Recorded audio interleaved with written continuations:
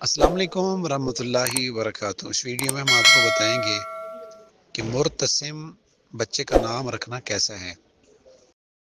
ہمیشہ کوشش کیجئے کہ اپنے بچوں کے نام سنت کے مطابق ایسے نام رکھے جائیں جن کا معنی مطلب صحیح ہو۔